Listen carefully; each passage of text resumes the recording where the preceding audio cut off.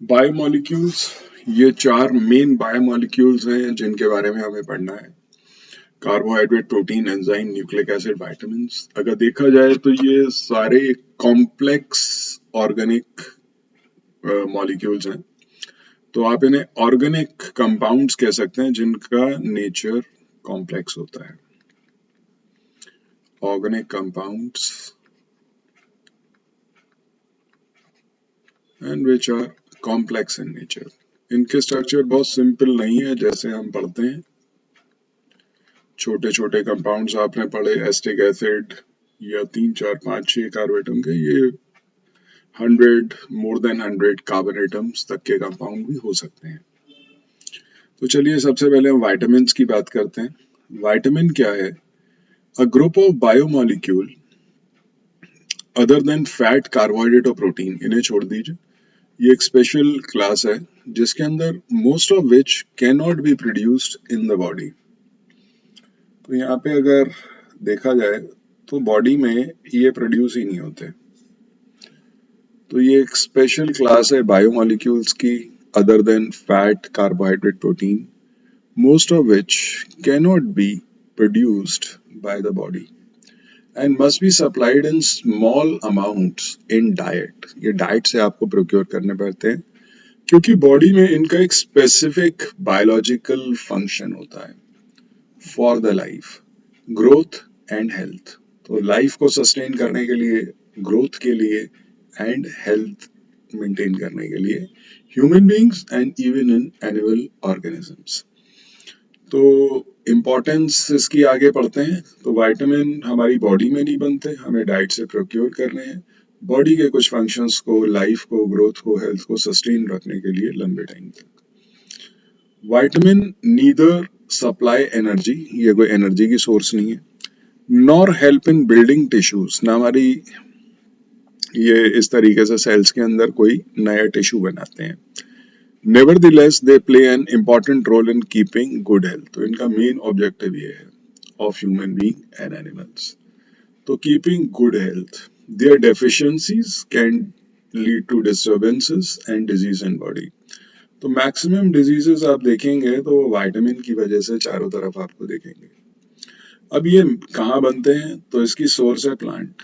Plant can synthesise all vitamins but only a few are synthesised in animals. हमारे animals में काफी कम बनते हैं, लेकिन प्लांट्स मेजर इसकी सोर्स है।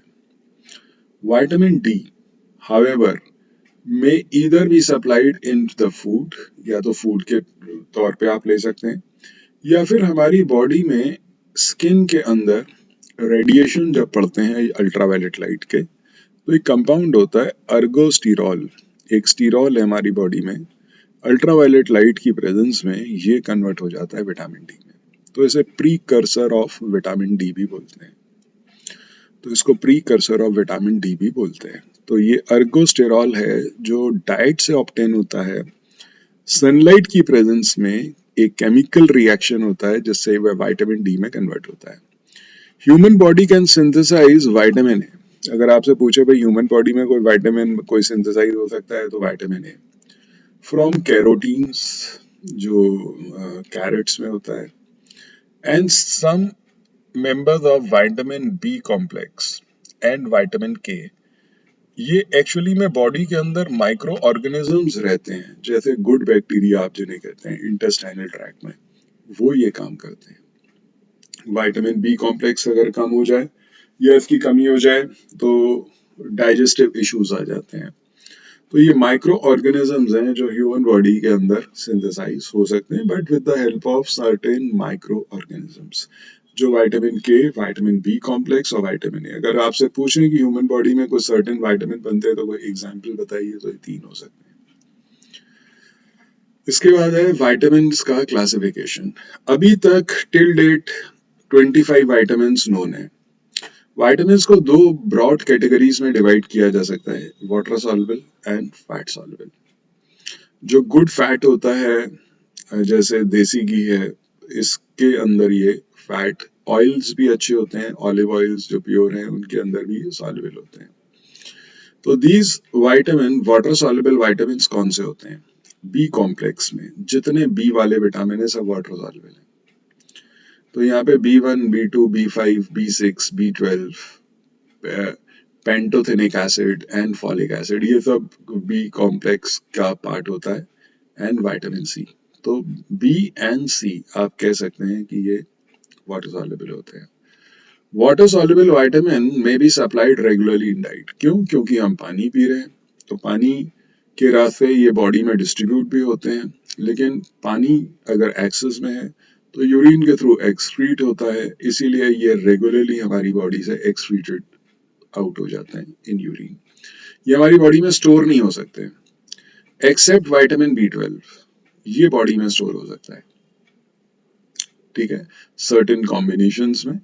नर्व्स के अंदर ये इंपॉर्टेंट होता है vitamin B12 in our body, तो वहां पे ये एसोसिएटेड है, इस वजह से ये टिक जाता है। तो एक बड़ा कॉमन क्वेश्चन आता है, why we need to take regular supply of vitamin B and C in our diet. तो आंसर ये रहा, इस बात को ध्यान रखिएगा। फैट सॉल्युबल पे आते हैं। These are oily substances and not readily soluble in water. ये खुद ऑयली होते हैं, ऑयल और पानी मिक्स नहीं हो सकते, तो ये फैट में डिसॉल्व होगा। नॉन पोलर चीज नॉन पोलर सॉल्वेंट्स में डिसॉल्व होगी। सॉल्युबल इन फैट, फैट का मतलब है गुड फैट। आपने सुना होगा फैट कोलेस्ट्रॉल दो तरीके का होता है, low density, high density, good and bad. तो लो डेंसिटी बैड है, उसमें नहीं डिसॉल्व होगा। जो हाई डेंसिटी है वो गुड है, जैसे देसी घी हो गया या कोई भी प्योर फॉर्म में ऑयल्स आप कह सकते हैं, groundnut oil, sunflower oil and olive oil. इसके अंदर कौन कौन से विटामिन आते हैं? ए, डी, ई, के। बी और सी हटा दीजिए, बचे हुए विटामिन इसके अंदर आ जाते हैं। अब ये स्टोर कहाँ होते हैं? फैट को स्टोर करता है या तो लिवर और या adipose tissue. Adipose tissue skin के नीचे जितना भी फैट है वो इसी टिश्यू के अंदर होता है। स्किन को पकड़ के देखिए, अगर वहां पे अच्छे खासे एडिपोज टिश्यू है तो पता चल जाएंगे। Excess intake of these vitamin is harmful. आपको इस विटामिन को सप्लीमेंट के तौर पे, अगर मेडिसिन के तौर पे ले रहे हैं तो ये हार्मफुल हो सकते हैं, क्योंकि हाइपर मीन्स ज्यादा, विटामिनोसिस मतलब विटामिन की एक्सेस। हाइपर विटामिनोसिस का मतलब है अगर आप विटामिन ले रहे हैं ADE के और इसको आपने बिना टेस्ट किए खाना शुरू कर दिया और टेस्ट ही नहीं कर रहे हैं, तो मे भी हो सकता है कि बहुत ज्यादा बॉडी में हो जाए, and that can lead to a disease जिसे हाइपर विटामिनोसिस बोलते हैं।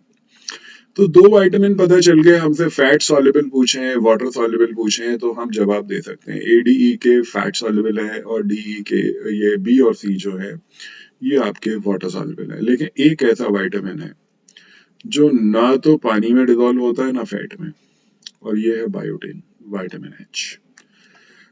अगर किसी विटामिन की डेफिशिएंसी है, किसी एक विटामिन की, B की हो गई, C की हो गई या A की हो गई, कोई भी एक विटामिन की डेफिशिएंसी है, तो आपको एक स्पेसिफिक डेफिशिएंसी डिजीज होती है। कोई एक डिजीज हो जाएगी, भाई एक विटामिन की कमी है, कोई पर्टिकुलर विटामिन नहीं है डाइट में या आप नहीं खा रहे हैं, तो एक डिजीज हो जाएगी। लेकिन अगर आपको मल्टीपल डेफिशिएंसीज हैं विटामिन की, यानी कि lack of more than one vitamin, तो इस डिजीज का नाम ए विटामिनोसिस है। ये बात ध्यान रखिएगा, what do mean by A vitaminosis और हाइपर विटामिनोसिस, ये दो चीजें को ध्यान से समझिएगा। और ये काफी कॉमन है, इसीलिए सप्लीमेंट्स, बहुत सारे विटामिन एक साथ खाने के लिए ही तो मल्टी विटामिन बने हैं। तो मल्टीपल डेफिशिएंसीज हैं तो मल्टी विटामिन बनाए गए, तो मल्टी डेफिशिएंसीज हो जाती हैं। लेकिन इस डिजीज का नाम याद रखिएगा, फिल इन द ब्लैंक में कई बार आया है। बायोटिन वाली बात भी ध्यान रखिएगा, बायोटिन या विटामिन H का ये नाम है, तो ये एक्सेप्शन है, जो कि name the vitamin which is neither soluble in fat nor water. Answer होगा विटामिन H। अब यहाँ पे टैबुलर फॉर्म में कुछ पढ़ते हैं और यहाँ पे मैंने कुछ ही डेटा निकाला है। विटामिन A, ये जो है इस स्लाइड में आपके पास विटामिन जो जितने भी हैं ये सब फैट सॉल्युबल है। तो विटामिन A को रेटिनॉल बोलते हैं, फैट सॉल्युबल है। सोर्स है milk, butter, egg, fish. Disease पे खास ध्यान दीजिए, कौन सी डिजीज होती है? जनरल पूछा जाता है नाइट ब्लाइंडनेस, लेकिन कई बार जेरोप्थेल्मिया भी पूछ लेते हैं, जिसे हार्डनिंग ऑफ कॉर्निया कहा जाता है। विटामिन डी टेक्निकल नेम है अर्गोवाल कैल्सिफेरॉल। तो फैट सॉल्युबल है, कंट्रोल करता है कैल्शियम और फास्फोरस की डेफिशिएंसी। तो ये बोन से रिलेटेड है। रिकेट्स, ऑस्टोमेलेशिया, ये दोनों डिजीज जो हैं यहाँ पे, रिकेट्स में बेंडिंग ऑफ बोन्स है, ऑस्टोमेलेशिया में बोन्स सॉफ्ट हो जाती हैं क्योंकि कैल्शियम और फास्फोरस की डेफिशिएंसी अगर ये नहीं हुआ तो ये मेटाबॉलिज्म नहीं होगा, कैल्शियम फास्फोरस गायब हो गया बोन से तो बोन्स वीक हो जाएंगे। लेकिन इसकी भी सोर्स यहाँ पे बता रखी है। सोर्स मैंने ज्यादातर बोली है जो कॉमन है ताकि याद करने में आसानी हो जाए। Vitamin E anti sterility vitamin भी बोलते हैं। फैट सॉल्युबल है, soybean oil, milk, egg, fish. Sterility और मसल वीकनेस के लिए रिस्पॉन्सिबल है ये। विटामिन के वन और के टू दो फॉर्म में मिलता है और के वन की सोर्स होती है कैबेज, स्पाइनिक और कैरेट, और के टू बैक्टीरिया। ये भी फैट सॉल्युबल है, इसे एंटी हेमोरेजिक विटामिन भी कहा जाता है। इसकी डेफिशिएंसी से हेमरेज हो जाते हैं, हीमोफीलिया, जहाँ पे कि ब्लड क्लॉट ही नहीं हो रहा, लंबा टाइम लग गया क्लॉट होने में। और एक और कोएंजाइम है जिसका नाम है आपका Q10, ये कोएंजाइम ZYME होगा। तो क्लोरोप्लास्ट ऑफ ग्रीन प्लांट्स और माइटोकॉन्ड्रिया ऑफ एनिमल्स के अंदर ये मिलता है और इसकी वजह से इम्यूनिटी कम हो जाती है अगर इसकी डेफिशिएंसी हो जाए। तो ये डेफिशिएंसी डिजीजेस पे ज्यादा क्वेश्चन आते हैं इन कंपैरिजन टू आपको सोर्स वगैरह कभी पूछें, या इसके टेक्निकल नेम भी बहुत ज्यादा नहीं आते, बट कुछ चीजों के आपको याद रखने पड़ेंगे। अब आते हैं ये वाटर सॉल्युबल विटामिन पे, जैसे विटामिन बी वन, इसे थायमीन बोलते हैं, वाटर सॉल्युबल है। फिर से इसकी सोर्स कॉमन है, कुछ मिल्क और बटर सब में ही चल रहा है, एग योग भी। बेरी इसकी डिजीज का नाम है, विटामिन बी वन से होती है, पैरालिसिस और वीकनेस ऑफ लेग्स या लॉस ऑफ एपेटाइट। भूख बंद हो गई तो ये विटामिन रिस्पॉन्सिबल है। विटामिन बी टू राइबोफ्लेविन कहते हैं, वाटर सॉल्युबल है, ये भी आपका milk, butter, eggs. Retard growth and digestive disorders, तो ये क्रिएट होते हैं या ग्रोथ में रिटार्डेशन हो जाता है। विटामिन बी सिक्स, इस पे क्वेश्चन एक दो बार आए हैं। इससे एनीमिया होता है, नॉर्मल एनीमिया जो डेफिशिएंसी हो जाती है आयरन की। और कन्वर्जन्स एंड नर्वस डिसऑर्डर्स भी इसमें ऐड किए जा सकते हैं। नर्वस डिसऑर्डर्स क्योंकि ये सेंट्रल नर्वस सिस्टम को अफेक्ट करता है, ये वाला विटामिन। तो यहाँ पे आप लिख सकते हैं कि ये CNS को अफेक्ट करता है, सेंट्रल नर्वस सिस्टम। तो यहाँ पे नर्वस डिसऑर्डर्स भी होते हैं।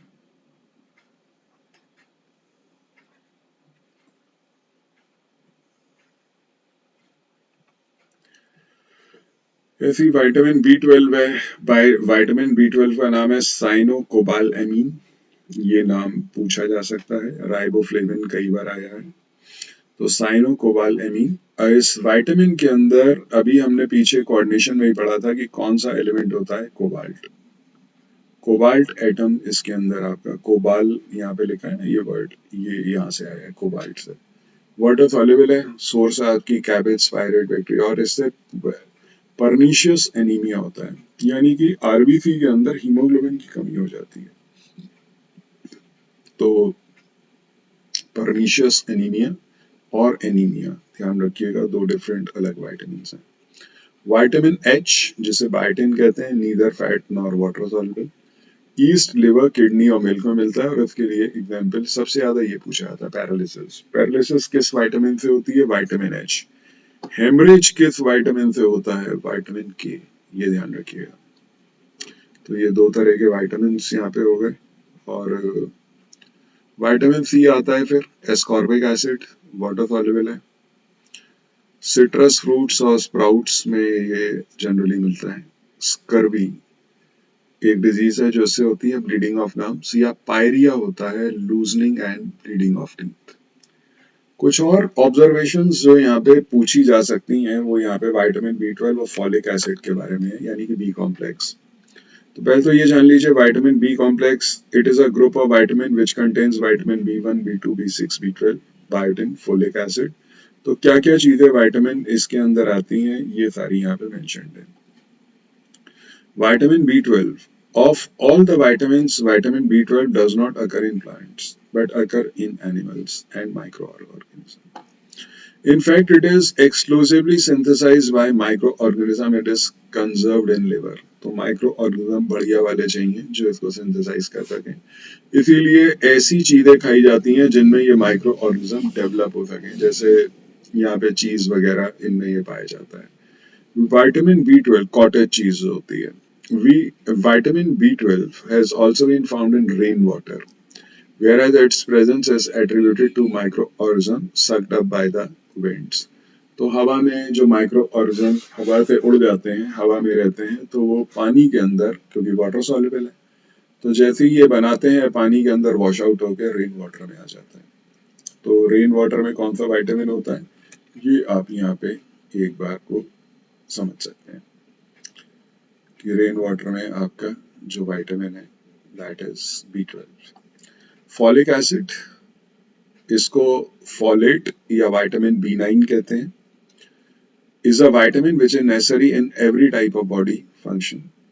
It helps your body to produce and maintain new cells, तो हमारी बॉडी में नए सेल का बनना, and also helps to prevent changes in DNA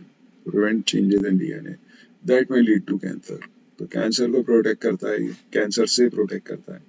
folic acid is used to treat anaemia caused by folic acid deficiency. इससे भी anaemia cause होता है. It is also used as a supplement by women during pregnancy to prevent neutral tube defects, serious birth defect of the spinal cord and brain. तो nervous system से related है, उसको भी ये प्रिवेंट करता है. As a human cannot make folic acid, it is required from diet.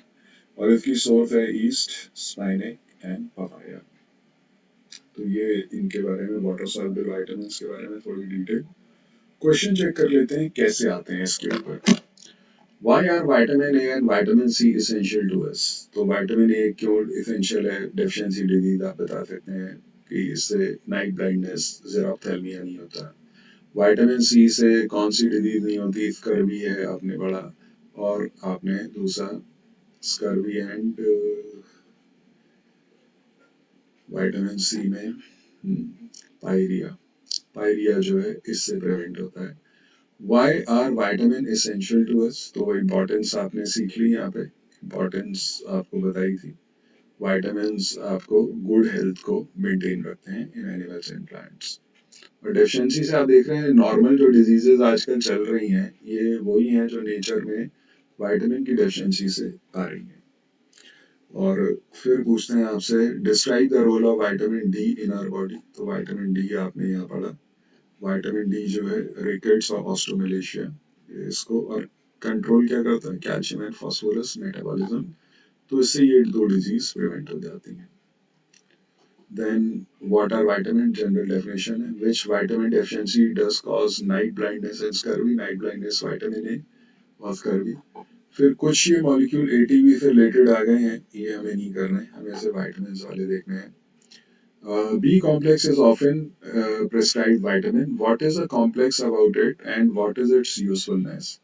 तो usefulness तो आप ये देखिए जितने ये विटामिन है ये सब प्रेजेंट है बी कॉम्प्लेक्स के अंदर, आप पढ़ लीजिए. तो ये सारी चीजों को प्रिवेंट कर सकते हैं, एनीमिया से, loss of digestive disorders, loss of appetite, growth में मदद कर सकते हैं, और एनीमिया दोनों कवर अप कर सकते हैं, एंड वेरियस फंक्शंस जो भी यहाँ लिखे हैं ये सब आप यहाँ पे लिख सकते हैं. डिफाइन एंड क्लासिफाई विटामिन, तो fat soluble, water soluble define भी कर सकते हैं. Name the disease cause due to lack of any three of them, तो एक जनरल बात बता सकते हैं. What deficiency disease are cause due to lack of vitamin A, night blindness, B2, B6 and K in human diet. तो vitamin B2 और B6 से आप देख सकते हैं कौन सी डेफिशिएंसी डिजीज हो रही है. और विटामिन के से आप देख सकते हैं यहाँ पे हेमरेज, हीमोफीलिया. हेमरेज नंबर 1 पे रखिएगा. Then define vitamin and state their classification, तो ये भी बता सकते हैं. List two vitamin of each class.